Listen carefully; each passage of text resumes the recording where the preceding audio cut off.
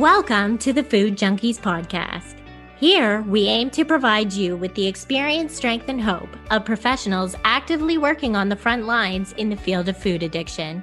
The purpose of our show is to educate you, the listener, and increase overall awareness about food addiction as a disease with abstinence as the solution.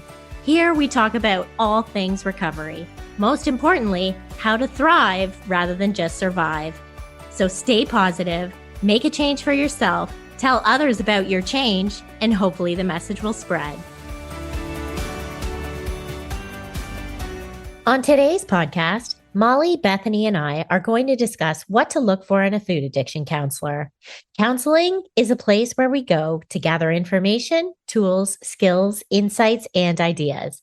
What is unique to being with a skilled counselor over just reading a self-help book where we can get all the things I just listed is that we are accepted and held in a safe container where we are told we are okay. We are not only told we're okay, but we experience this reflected back to us again and again. Counselors who respond to you with an eagerness to fix you or change you hide behind their professional qualifications, but inevitably provoke feelings of shame in you as they are recreating the feeling that something is wrong with you. If your counselor is capable of forming a deep and active emotional connection, you will experience something you've never received from the rest of the world, a sense that you are enough, not too much, that no matter what you do, actually, you can't make a mistake in session. That is safety.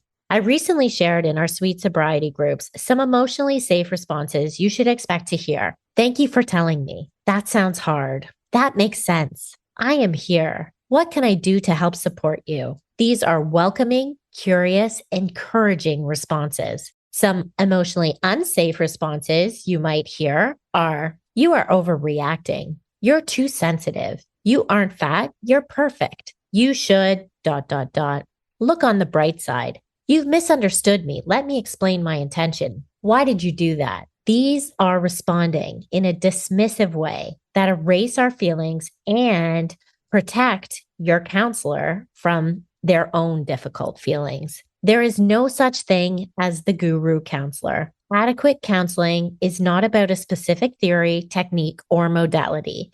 It's about what you need, what you think will work for you, and even perhaps a modality that speaks to you. Adequate counselors have a strong sense of their own inadequacies or limitations. Our learned wisdom came from the same mistakes we are trying to help you avoid. They also know they don't have all the answers. They know that their job is actually to help you find you, not us fix you. Counselors who see themselves as having all the answers or sharing that they will fix you can be the most dangerous of all. The real counselor guru embraces not knowing and finds being wrong easy. They are comfortable enough with themselves and their not knowing. This allows them to focus on you rather than establishing themselves as the expert. The real guru finds no comfort in being seen that way and will discourage it. You pay for the counselor's time. You get to use it however you want to. Listen in as we share more of our thoughts about what counseling is and what it isn't. Thanks for listening and enjoy the show. Okay, we're so excited to do this episode of the Food Junkies podcast. Vera, Molly, and I have been talking in length about how to set you up for success when it comes to finding the right food addiction professional for you. And so we thought it would be really important to have a conversation today around some of the ethics and accountability for practice, continuing education. And so today, I, Clarissa Kennedy, and Molly Paintshaw and Bethany will be speaking about this. So first, I wondered if I could get your thoughts about professional qualifications. Why would we think that this would be really important in the field of food addiction? Go ahead, Bethany. Yeah. So I think that, so many of us came to these fields that we work in because we have our own stories, right? And because we've needed help at some time, right? So, but then it's also our job when we have our own story to really think about what we are bringing for the client and how we are showing up for the client. So this idea of having your own story as being necessary to be able to help someone isn't exactly true in my experience. I think that it does help sometimes because you can say that I've been where you are, but it doesn't, I can't be where everybody has been in their own journeys of recovery, right?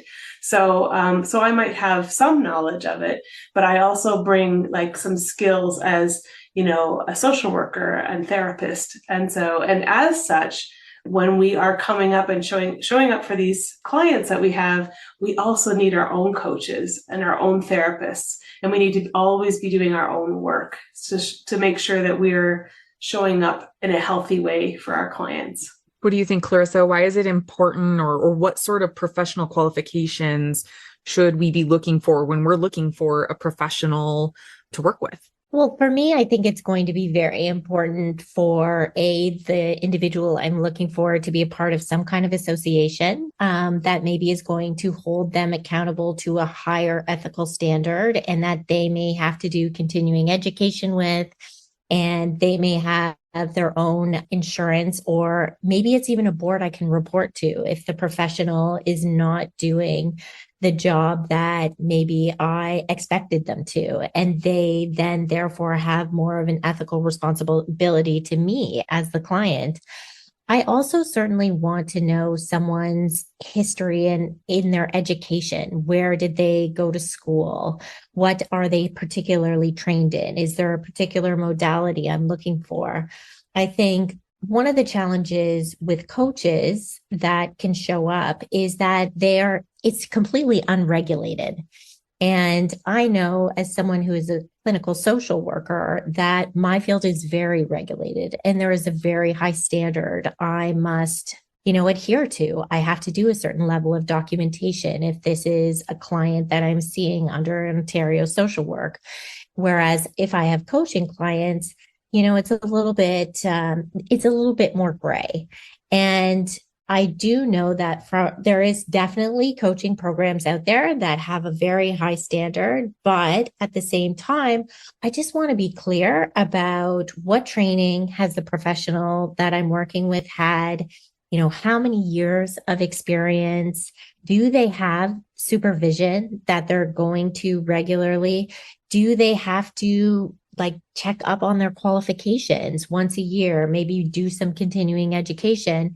And are they at the end of the day, is their duty of care to me rather than at the end, just for making money?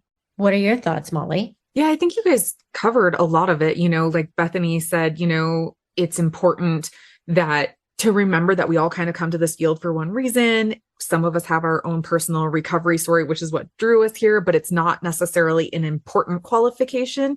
That when we're thinking about professional qualifications, it is more like what you guys were saying, like, what is your education? What is your supervision? Is there continuing education? Like, are you going back and learning what the newest literature is saying? Is there some sort of accountability? Are you certified through the School of Social Work or the College of Social Work, like you guys are in Ontario, where I'm licensed through 2 different boards in the state of Montana? So not only am I bound by multiple ethical documents, but also legally, right? Is there some sort of upper echelon that somebody could report to if I've done harm?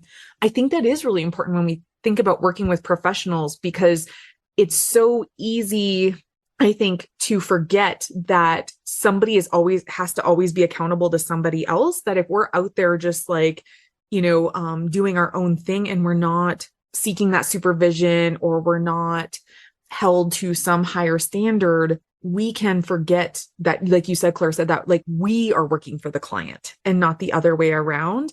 And that somebody needs to make sure that we're adhering professionally, be it, personally, whatever, that there's just some standard of oversight.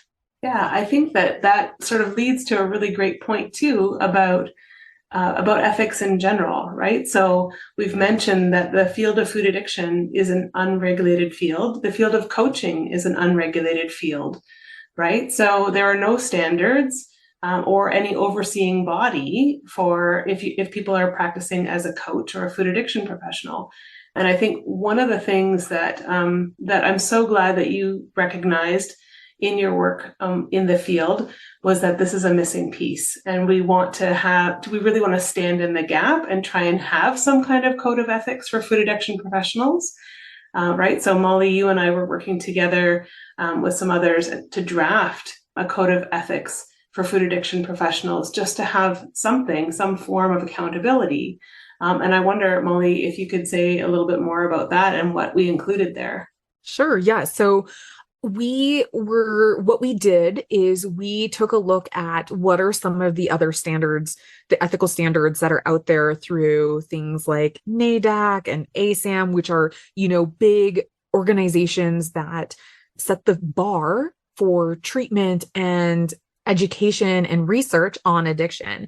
And what we really took from that essentially, well, in the mental health world as well, what we really took from those documents, and made our own is this idea of we need to be aware of confidentiality and informed consent when it comes to this world. Again, it's unregulated, and that makes it a little more difficult, but we have to remember that there is personal health information, and every country kind of has its own thing. In the United States, it's personal health information, and it goes under HIPAA, which is like the Health Information Protection and Privacy Act. In Canada, I know it's called something similar, but it's a little bit, right? It's like the same idea. What is it called, Bethany? Yeah, it's PHIPAA, so Personal Health Information Protection Act. Exactly. Yeah. And each country, I think, probably has a bit of its own, but we have to remember that we are getting personal health information from these individuals. If we're asking somebody their weight, which I never do, but I know there are coaches that do, right? Or if we're asking them their BMI or any of those things, that is private health information. And so we need to be aware of how we're going to protect and keep that information confidential. If we're keeping records, how are we keeping those? This is for the consumer or the listener to be paying it. Ask these questions. If you are taking my private health information, how are you keeping it protected? Who else has access to this information?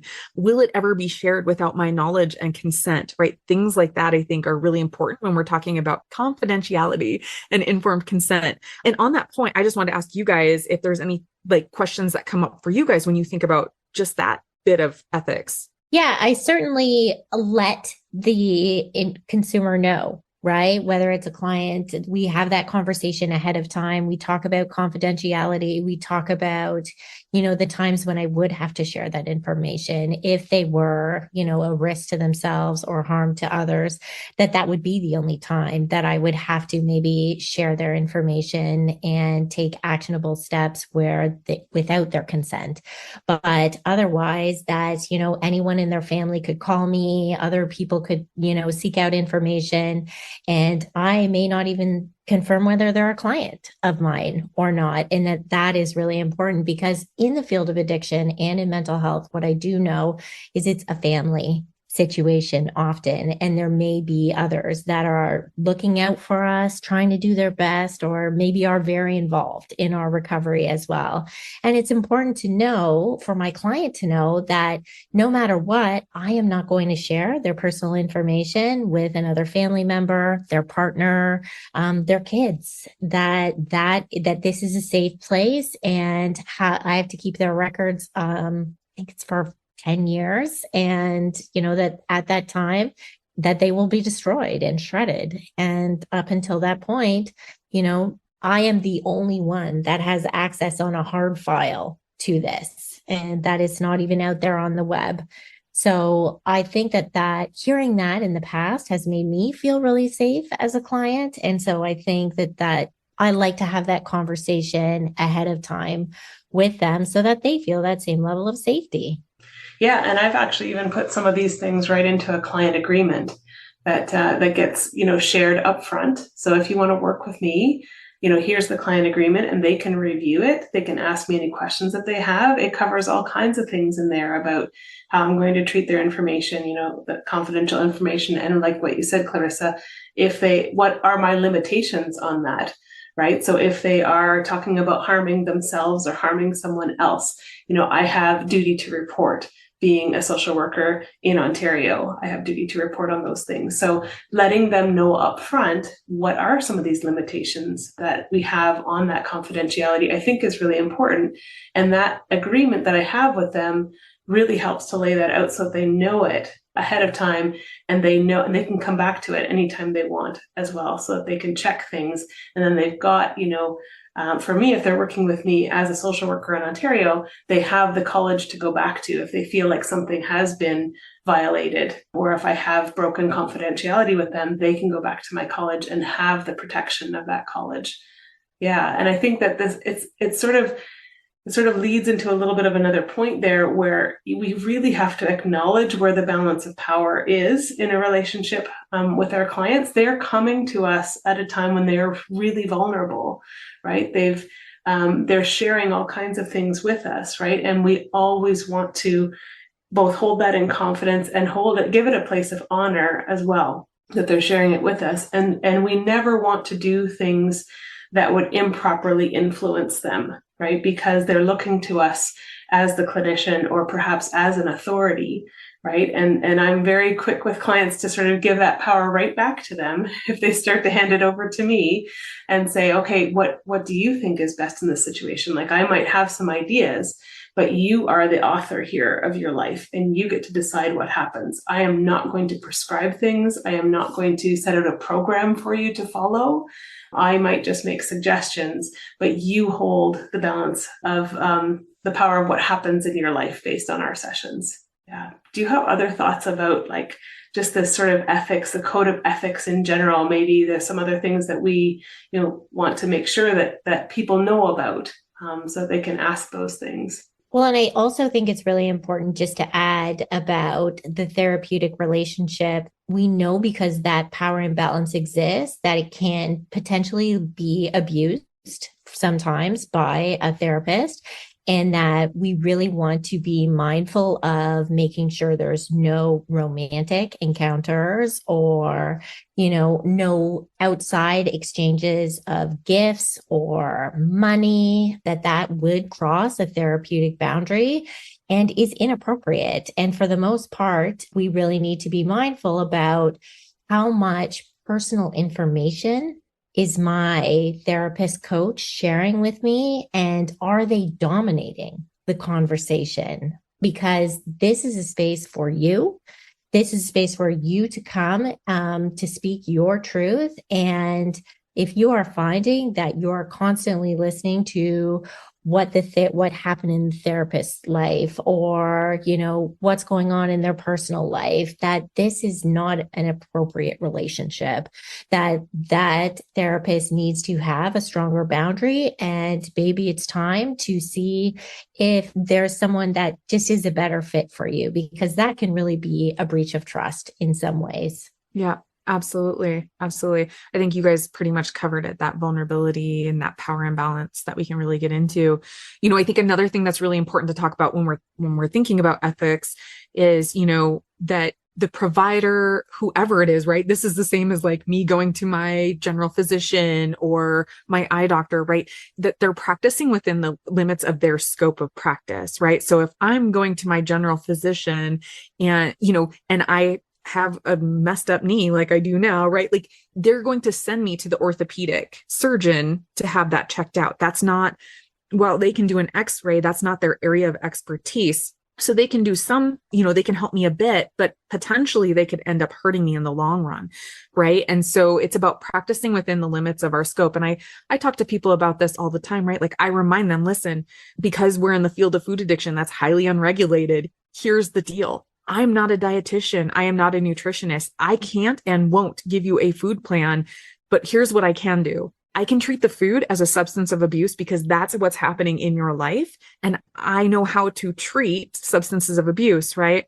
I don't have to be a cocaine dealer or expert in cocaine to be able to say, like, listen, cocaine maybe is tearing up your life.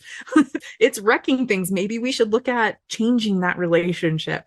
So the same is true with food. And so I really practice within the limits of my, of my scope there. And I think the other way it shows up is because I am licensed in Montana only. I always let people know, listen, unless you are physically in the state of Montana, I can be anywhere else in the world. But if I'm using my license, if I am your therapist, you have to physically be in the state of Montana, because anybody outside of that is outside of my scope of practice when it comes to therapy work.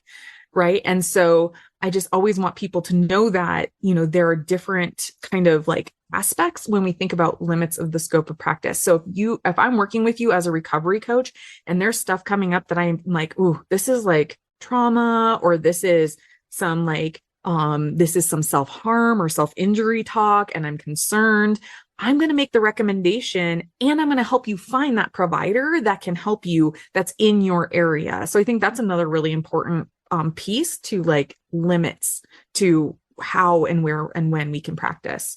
What are some other thoughts you have on that, you guys? Yeah, I totally agree, because I think that what happens is when it comes to food addiction or disordered eating or anything like that, emotional eating is often present. And then there are all of these things that we help the client to uncover, right? There's almost always something deeper going on, right? So the food is the substance of choice, but there's something that is going on. So we can work with them on, managing cravings and making food choices and things like that. But then recognizing that it does often go deeper. And so having that awareness of where does my lane start and stop on this, right? So I can be trauma informed. So if there are things that have happened that they're disclosing about, childhood woundings and things, I can really hold it gently and professionally in order to promote safety with them. And also ensure that they are speaking to someone else who is more of a trauma therapist if that comes up, because I don't want to be the one, because that's not necessarily my area of expertise, right? And so I don't want to do them any harm by dabbling in practicing there or giving them some kind of, ideas or advice or anything on that. So I'm very clear with people, so when it comes to even a certain modality, if I'm, not clinically trained in it, I will say, okay, so I'm not certified in this. I know some things about it where I could use it as a framework if that's helpful for you. And that's kind of where that ends, right? That's as far as I can take that. And then we need to, perhaps refer or work in tandem with some other professionals to make sure that the client has the support that they need. I can't be everything to someone, right? When they're in all of the situations that have led them to this food addiction. Yeah, and I think that really plays into kind of our next topic, which is talking about other comorbidities that may exist, right? With mental health and addiction, we often know there may be depression, there may be anxiety, and it's easy enough sometimes. I hear colleagues in the field saying, oh, once you get rid of the substance, the depression and anxiety goes away. And we know that that's just not real. There is a lot of individuals whose depression is clinical. It is sometimes treatment resistant. It was there before the food addiction, and that is going to persist after the food addiction. And so therefore, I'm going to be very mindful to not speak to my clients about any medications. I'm going to be very mindful about perhaps I may have them disclose to me some of the medications they are on if I am making any supplement recommendations, but I'm still going to advise them to go see their pharmacist to see, or their physician, if there's anything that might be contraindicated with what we're suggesting. Because again, this is not my lane. This is not my field. I may know that some of these things may be beneficial for other people and have worked in the past and, generally as safe, but we still don't know every single individual's history. And oftentimes, clients may even still feel uncomfortable sharing exactly what medications they are on with me. And that is why, it is really always a best line of defense to say, just your pharmacist is going to have a list of all the medications you're on. Just go check in with them, see if anything's contraindicated. And that way you'll know to keep yourself safe. But if I do have an individual that is on my care, I'm going to make sure they have a treatment team to help support them. If it is depression and maybe they're on some depression meds, maybe they're seeing another psychologist, maybe they're seeing a psychiatrist, maybe they're part of a depression support group, that is another aspect of care that is only going to add value to their food addiction recovery. That I am here to talk to them about what can we do about the food, what can we do to, maybe we're talking about how do we manage mood, throughout the day. We can certainly be managing that. But if they are having, again, a situation where, the medication is not working and they are experiencing any kind of suicidal ideation, I am not their first line of call.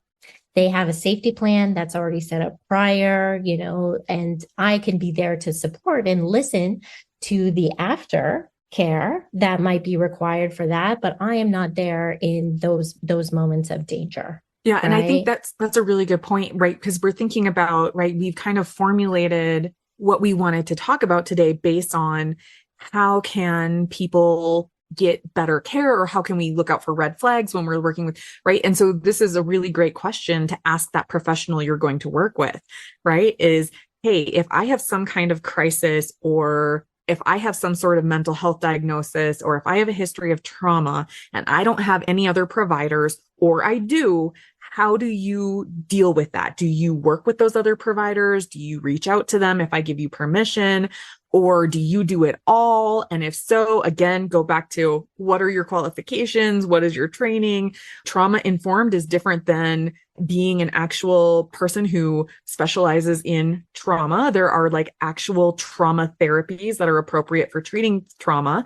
Trauma informed just means that we know how to spot trauma and not make things worse, not leave you what's called walking wounded out there in the world, and not creating, re-victimization cycles, any of that.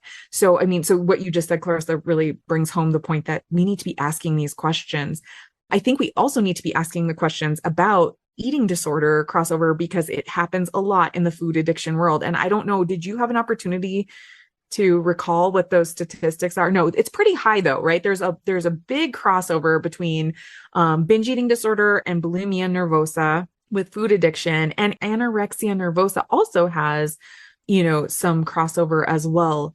And so when we are offering the Yale Food Addiction Scale or any other assessment tool, screening tool to help us determine if this is food addiction or not, we have to remember that those scales are not perfect, and that whoever is doing the assessing needs to understand eating disorder, because those restrictive eating disorder types can show up, can flag as food addiction, and that isn't the full picture. So I don't know, Bethany, did you want, go clear it? So you found it. Yeah, Go ahead. so I just wanted to share, when we are looking at symptoms of ultra processed food addiction, and from the research, a lot of it done by David Wiss and also by Ashley Gerhardt, when they're looking at the prevalence of food addiction, they're also seeing that there's about, a 48 to 95% chance that person also has bulimia nervosa, followed by binge eating disorder, which is about 55 to 80%, that these people are probably going to be on the spectrum of both. And again, anorexia nervosa, 44 to 70%. And even as eating disorder informed clinicians, anorexia nervosa is something that it can be very life-threatening and requires a very specialized approach. And so if you are somebody who has, and it's more particularly binge purge type anorexia or restrictive type anorexia, that you would maybe require a higher level of care than just a food addiction professional. You want someone who is informed in both eating disorders and food addiction, because they will be able to support you in a more holistic way. I think this is a super important point, because there's so much crossover here, and we see this all the time. And when I work with people, I often give them screens ahead of time that look at both food addiction and disordered eating. And I'm never going to say, after filling out one of those screens, oh, looks like you have, an eating disorder. No, that it's more to give a bit of a flavor for what they're experiencing, so that we know how to gear treatment, right? Because if we're only trained in one area, it's a little bit of a, when you're a hammer, everything looks like a nail. So if I'm only trained in eating disorders, then I'm only going to be, trying to get people to a place of moderation. If I'm only trained in food addiction, I'm only going to be able to use abstinence as the main tool. And there's so many people, myself included, right, that one or the other isn't what works for me. I have to have someone who knows both because I have both. Right. And then you have to find that intersection of, okay, what's going to work for you, where we have some things perhaps that we have some loving limits around, where they're, it's a manner of abstinence, but not so much abstinence and restriction that an eating disorder gets then triggered. Right. So, and I think so many people, especially if they've experienced a lot of diet culture in their lives and they've done many restrictive diets, that can easily be triggered for them if we then hand them a food plan that has, none of their favorite foods on it. Right. So having to have that conversation where, hey, we have to come at this from both sides and find the plan that works for you. That's very individual. I have clients who, they can have a potato and it doesn't light them up. It doesn't seem to affect them in any other way. And another client who will, at the sight of a potato, they're off to the races, and so you have to sort of work so individually with people. And that's where some of this dogma from either side, food addiction or eating disorder worlds, they really don't serve the clients very well at all. Yeah. So it's really important that, right, that we're asking these questions when we are doing, a lot of people offer a free phone call, free Zoom, whatever. Sometimes they're 15 minutes, sometimes they're 30 minutes. Sometimes people give the whole first session free, whatever, because, they just do. And so to be asking these kinds of questions like, hey, are you a harm reduction clinician? Are you abstinence only? Are you trained in eating disorders? You can ask these questions, right? Just to get an idea of your needs. Now, if you're a person without eating disorder and you know that for sure you're a person with that, then you probably don't have to ask that question, right? But to know that it's okay to give us a call or email us or whatever, and you can ask these things. We should not be afraid to answer these questions, and we should be giving you very clear, very specific answers, right? Like you shouldn't have to get out your decoder ring to try to figure out what we're saying. Because like you said, Bethany, sometimes when we have a hammer, everything looks like a nail. And certainly if that's what we're doing with, it's important for people to know that if that's our way, that's our way. But if you're looking for something different, it's okay to ask these questions. It's okay to say hey, what is your definition of abstinence? What is your definition of recovery? Right? Because I know for me, somebody asked me that, I'm going to say, well, what does it matter what my definitions are? They apply to me only. What are yours? Right? That's my way. But I know that there are, again, like you were saying, both sides, and I shouldn't call it sides as if they're at war, but there are kind of these camps, right? So the eating disorder camp will say, well, this is what recovery is defined as. If you're eating all foods in moderation and all foods fit for all people, or something to that effect, right? I don't mean to be so reductionist about it, but it's something to that effect. And the addiction world might say, well, you have to be abstinence from the substance that is whatever, and that's the only way, and you can't have recovery without that. And I think, an important thing to remember is that there is no one way to recover, that we can treat these things concurrently, right? Things like comorbid things, depression, anxiety, eating disorder, they can be treated concurrently. You don't have to do one and then the other just because one camp or one voice is out there telling you that's how it has to go. And I also think it's important too to ask your clinician or coach or whomever, your professional, we'll just lump everybody together as a professional and say, what happens if I can't stop doing the thing? What if I can't stop binging and purging? What if I can't stop eating the chocolate? What if I can't stop doing the things that I'm hiring you to help me for? And I know what I would say, I've never fired anybody in the history of ever for continuing to have the issue they came to get help for. What do you guys think about some of that as far as being able to ask those questions and get that information? I agree wholeheartedly with that, Molly, that I just think about what that would do to someone, if they're struggling to even get one day without the substances that are hurting them, right? Their own sort of what we would call red light foods, right? Those things that they want to stay away from, and they're struggling with that. And then I come along and say, well, you need to, or you're failing, or you start the clock over, or whatever it is. I just think how much more guilt and shame that produces for them. And that's really not going to be it's not going to teach them how to be loving with themselves or how to trust themselves in the end, which is where I like to take people, right? I like to try and build that trust within their own inner system. right? So that they can have some resilience, so that if they do have a slip, they're going to be able to come back from that quicker and quicker each time. Because if we're weighing them down with a lot of shame about having the slip in the first place, then that's just going to do damage, I think, in the long run, because now they're learning, I cannot trust myself, and this is something to be feared. And and then now there's all these emotions coming around, like, I'm not good enough. Why can't I do this? What's wrong with me? And that's preventing them from then even just giving it another try. Right. So I totally agree. And I really love also what you said about one right way to recover, because I've heard it said too, right, that, well, you need to get 100% clean with the food before you can work on some of these other issues. And I just don't agree with that. I think everyone is different. And yes, there may be some level of, like, if you are having a great quantity of mind-altering substances like ultra-processed food, it is going to impact your ability to be able to do some of the work. But to what extent, I'm not sure. It's going to be different for one person versus another. Some people do have a better tolerance for these things than other people do. So I would never say to someone, well, we can't work on that until you get clean, right? I think that that's just something that would set them back.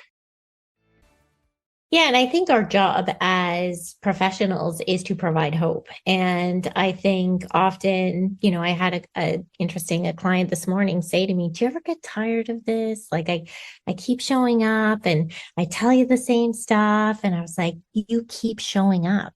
You keep trying. We never know. We as clinicians or professionals never know the time it's going to stick for you.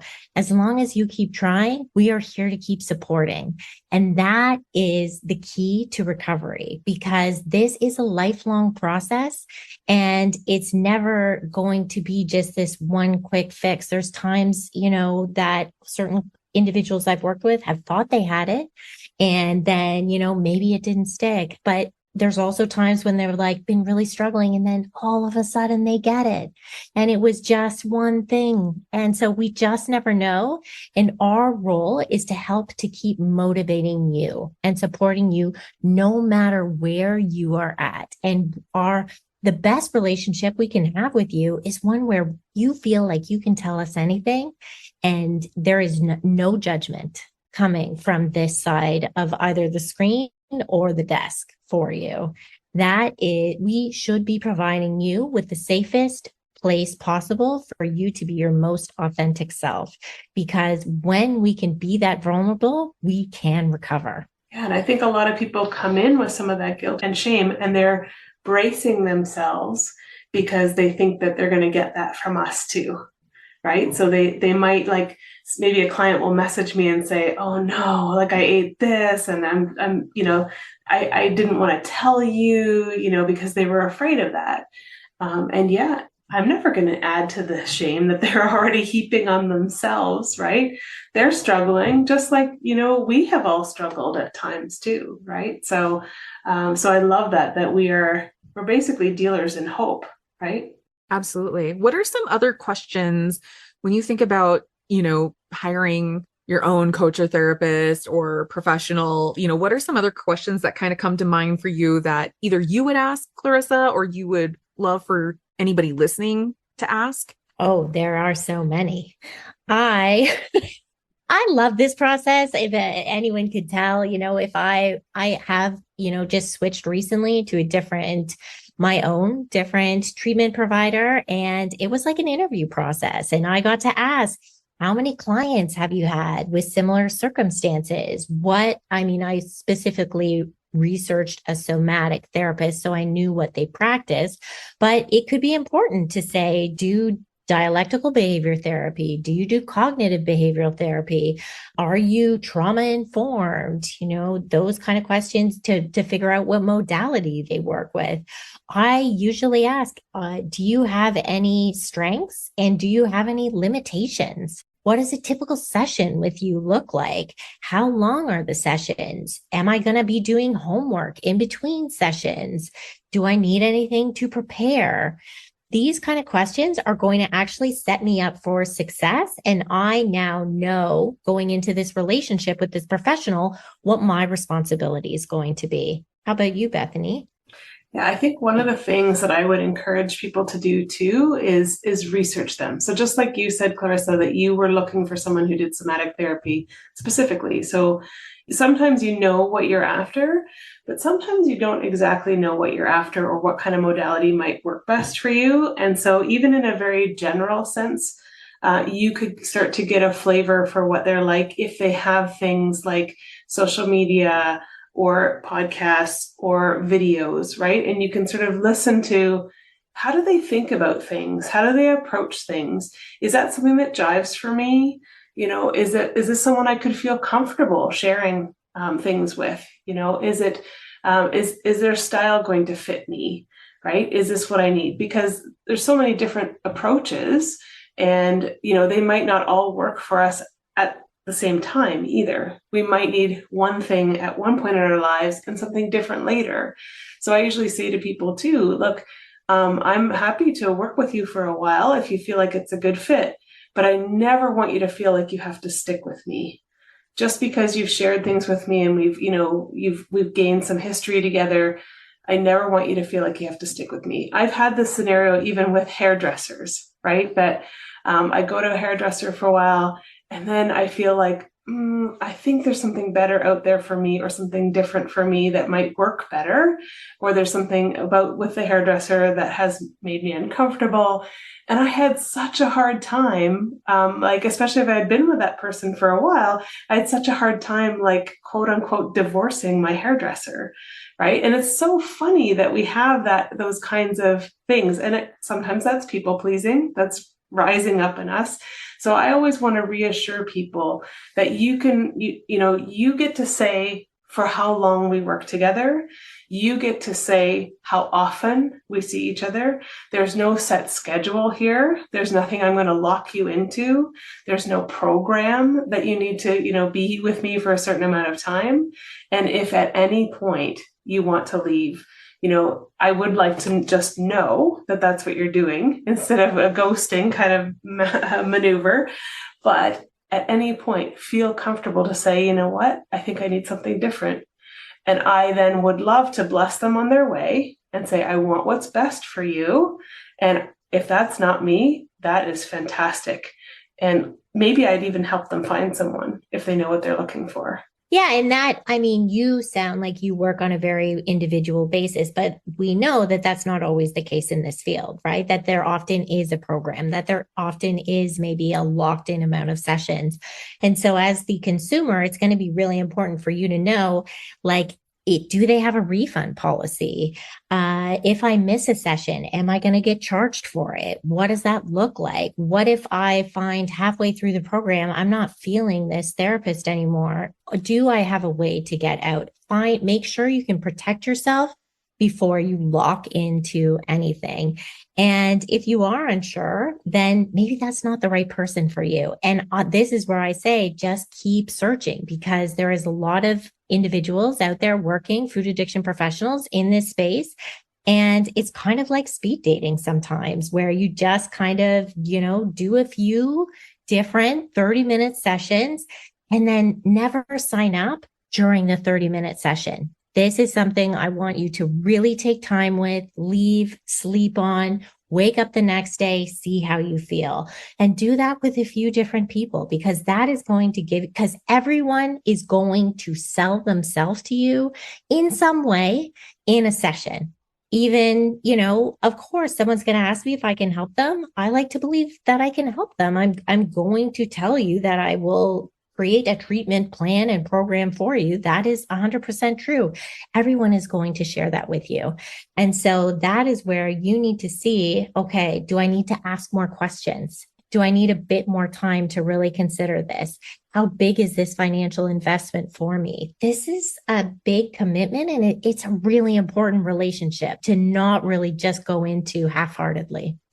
I think you touched on something really important there, Clarissa, that I just wanted to expand a little bit. That if you're feeling any kind of pressure with someone to act now, or this is only for today, this sale, or this pricing won't last, or whatever, that is designed to create a sense of urgency, right? And I have definitely fallen prey to that in the past, but now I have more of a mindset of, okay, if this is really worth it, it's going to wait until I can check it out, I can kick the tires, and I can be really sure of it. Right. So I just wanted to highlight that part that you said about the pressure to commit to something. Mm-hmm. Yeah. And I think on that, on that note, I think that really kind of takes us into this idea of asking about what the charge is up front, what are the fees? So if you are talking to somebody who has a program, what does that mean? What does that cost? What's entailed in that cost? Are they transparent up front, or do you have to get through a free consultation and they tell you, hey, I can help you, but it's really kind of not clear how they would help you. Are they being transparent in their information that they're giving you? So ask about that, right? You shouldn't have to sit through that infomercial feel. You should actually be getting value even in that first 30-minute consultation, because if you come prepared with your questions, they should be being honest with their answers, right? And when you call, be ready to know what you want or have those questions. Don't let them sell themselves to you. You've already reached out to them. They shouldn't have to be doing selling to you, and not because it's all on you, but because you want them to work for you, not the other way around, right? And I think about sliding fee scales and people taking out loans to get treatment. Again, this is an unregulated field. It's very hard to get insurance to cover it. There are ways for sure, especially when you come to one of the three of us where we have that kind of agency to take insurance and we can bill for it. There are codes that we can use to help cover it. Sometimes when I tell people sometimes in the States, even if you're not coming to me, you're not in Montana, I can't take your insurance. But here's the thing, because I am a licensed professional, sometimes when you have health savings accounts or flex money accounts, you can get services covered. I'm going to be upfront with you about that if you ask those questions, but it's not something that I freely give just because, again, I'm not going to oversell myself. I don't want to give you this false sense of hope that somehow your services will get covered and then we're not a good fit, right? Again, I want it to be informed consent. I don't want it to be pressure just because I have low fees. I have the availability on my schedule to see, whatever those factors might be, you can ask these questions about, Clarissa, you were saying, refunds, sliding fee scales. Do I need a loan? All of those things. I mean, what other things come to mind when you guys think about fees when it comes to our field, or asking any professional? Well, I think it is really important. I don't think probably a lot of people know what a sliding scale fee is, and that a lot of, professionals sometimes do offer it depending on what your financial situation is. If you found the person that you want to work with, you're more than welcome to ask, do you have a sliding scale fee that, that you offer to people who can't afford your services? And, you can ask and they can say no. That is as simple as it is, but you might be surprised sometimes what's available, or maybe they have some additional ideas or resources to provide you at a level that fits your finances.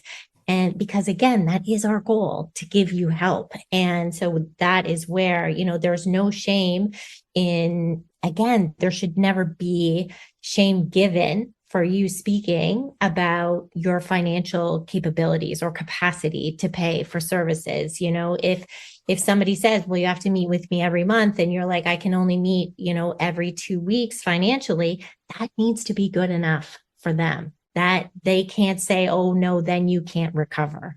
That is, that makes my blood boil, because we work for you. That is the most important thing. And you do have the power in the relationship. So if you're getting that pushback, then this is not the right fit for you. It feels highly manipulative. It always reminds me of when I go to the chiropractor for an adjustment, and then they're like, okay, come back in 2 days. And then you're going to come back 3 days after that. And I'm like, don't I get the opportunity to check things out between sessions and see how my body's feeling? And if I need to come back, then I get to come back. Right. So yeah, what you were saying, it made me think of those situations, and it's so frustrating and it feels really manipulative. Yeah. I'd say if you're getting any of that sense of, of pressure, like if the person is saying things like, well, do you want it bad enough? Or, aren't you worth it?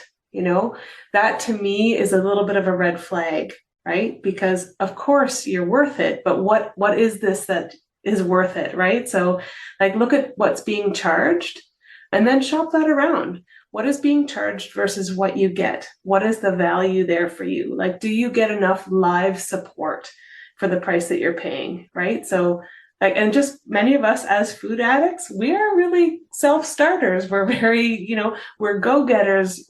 I'm a recovering DIYer, right? I'm going to do things myself.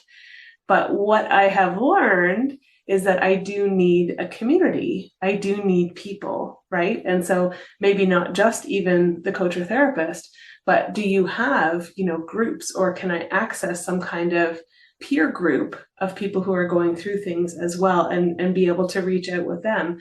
So, we need people around us, right? So that we can be vulnerable with them. And so what are they offering in terms of value that way too, right? Are they plugged into some other kind of group where you can get that kind of group support, right? Where can you find that tribe? Because we really just can't go it alone. And I would also suggest, if you have the courage and you see somebody, maybe it's in Vera's Facebook group or, somewhere like on Instagram or something else, and they have a recovery journey that you aspire to, ask them, how did they get help? Did they work with someone? Because usually the people we know have great resources as well. And, just by asking for that, it's going to create that connection, and it may open you up to a whole world of more potential support than you even aspired to in the first place. So I really want to thank everyone for joining us today. And this is an episode where we would love your feedback. So please let us know.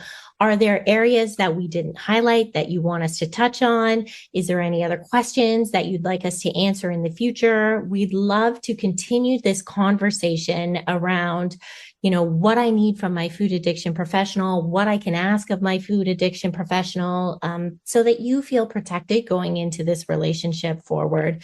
Because at the Food Junkies podcast, you, our listener, is why we do what we do. 100%. And I would say, just remember, there's no dumb question, right? Like there's no dumb question. If it is a question that you have, ask it. Just ask it. And if that person is the right person for you, or a safe person to consider continuing to explore, could this be my professional? They're going to answer it and not make you feel silly for having asked that question, right? It's going to be kind, and it's going to be honest, and it's going to be, upfront and transparent. So I agree. Thank you, Clarissa, for, helping moderate this conversation, which this is so different for us.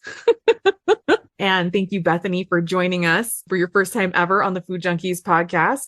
It's been really nice to get to chat with you guys about these things, because they're important. And I mean, again, you guys, just as a reminder, we're human beings too, and we have our own professionals, and we ask the same thing. I, like Clarissa, just had to switch providers again because I was like, yeah, never mind. I tried you out for 6 months. It was not a good fit. See you later. Right. And not like in a bad way, but I have agency over my recovery, and it's okay that relationship didn't work out, and we both understand why, and we can, I can move forward, and there's no ill will one way or the other. I'm just moving forward and getting the help I need. So thanks again, everybody. Thanks for joining us this week on Food Junkies, Recovery from Food Addiction. Make sure to join our Facebook group, Sugar Free for Life support group, I'm Sweet Enough. You can subscribe to our show in iTunes or Stitchers. That way you'll never miss an episode. While you're at it, if you found value in this show, we'd appreciate a rating on iTunes. Or if you'd simply tell a friend about the show, that would help us out too. Don't forget to pick up your copy of Dr. Tarman's book, Food Junkies, which is available on Amazon. If you have any additional questions, both Molly and Clarissa are food addiction professionals and work one-on-one with clients. You can find their websites and email addresses in the show notes. Be sure to tune in every Friday when our new episodes drop. As Vera loves to say, the power is ours.